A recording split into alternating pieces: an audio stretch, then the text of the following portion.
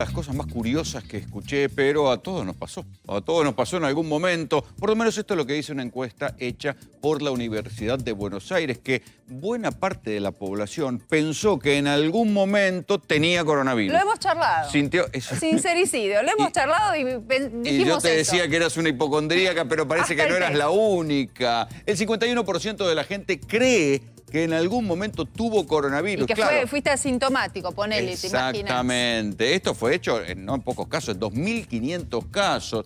Es hipocondríaco, es temor, Yo soy es el miedo. En tu caso, igual. José Abadi, ayúdanos a entender esto. ¿Cómo te va?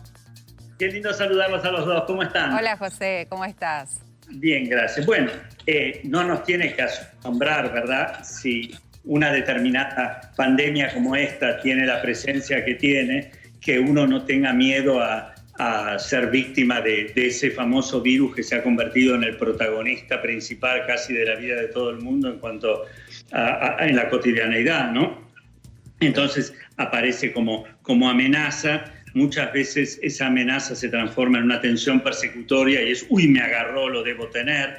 Otras veces, si querés, y hay una especie de terreno predisponente hipocondríaco, hay la facilidad para pensar, uy, toqué algo que me parece que ahí sí estaba, y construís enseguida el argumento hipocondríaco.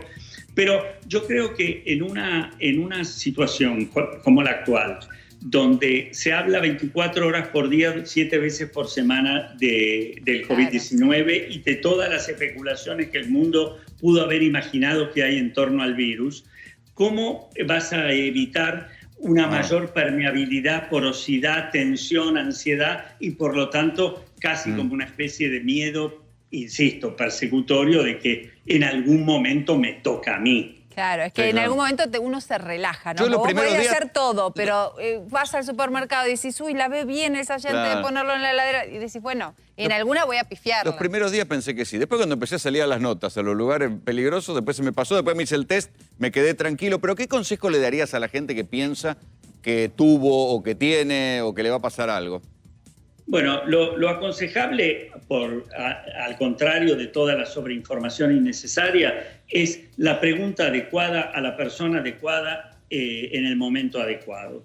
Vale decir, preguntar si los síntomas, primero si tiene los síntomas que parecen indicar la presencia del coronavirus, si lo supone, consultar al médico que la atiende. Si no tiene nada de todo esto y vive permanentemente con la ansiedad de poder tenerlo, podrá tener una charla con alguien que tenga que ver más con el orden pero ahí, ahí te detengo y te juego al truco y te digo, la propia estadística del gobierno de la ciudad dice que muchas veces la gente va, cree que tiene coronavirus y el propio profesional lo devuelve diciéndole que no y resulta que además Exacto. tiene, ¿o no, Sole? Que los médicos, uno de los problemas con los que se está combatiendo es la subestimación de los médicos de algunos cuadros. Sí, podrá haber en algunos casos algunos médicos que lo subestimen. Yo trataría de no generalizarlo a esto. Supongo como... Sobre todo, perdón, vamos a aclararlo para que no haya ningún médico herido, sobre todo cuando el síntoma es muy leve, algún dolor de garganta, que por ahí decían, no, tenés faringitis, sino después se supo que el dolor de garganta también era un síntoma, o sea, tiene que ver con eso.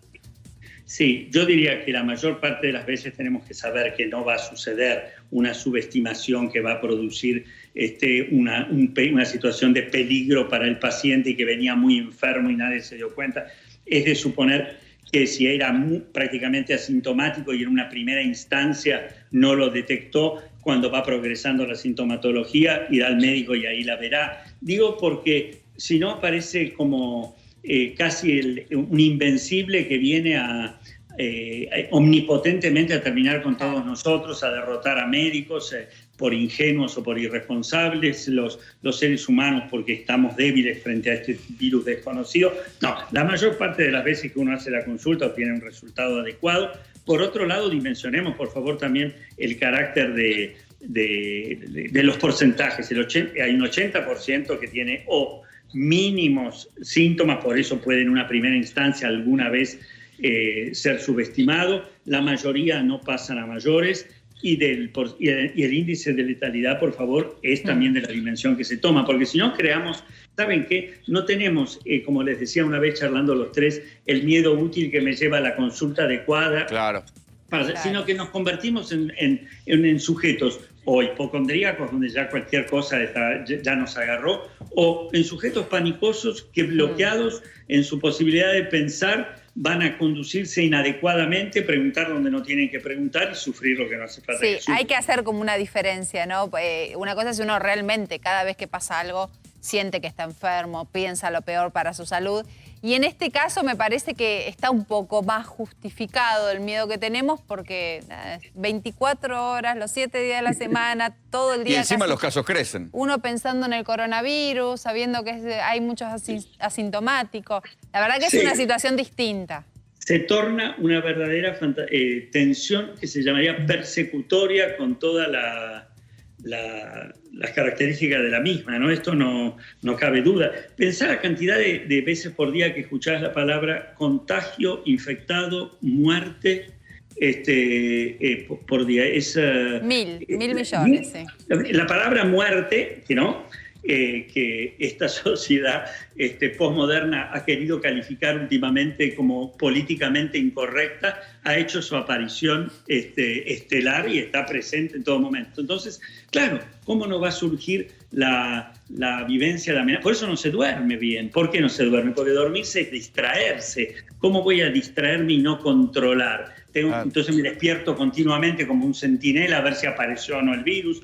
Es decir, acá la sobredimensión por la información excesiva o inadecuada nos deja débiles. Tengamos, por favor, conciencia, coherencia y además algo que también es importante. Tengamos expectativa positiva, por favor. Tengamos esperanza activa y no ilusión. Tengamos fortaleza.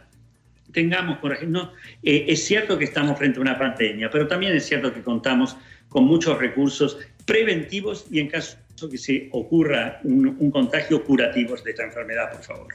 José, muchísimas gracias por el contacto. Te mando un abrazo. Un abrazo a ustedes.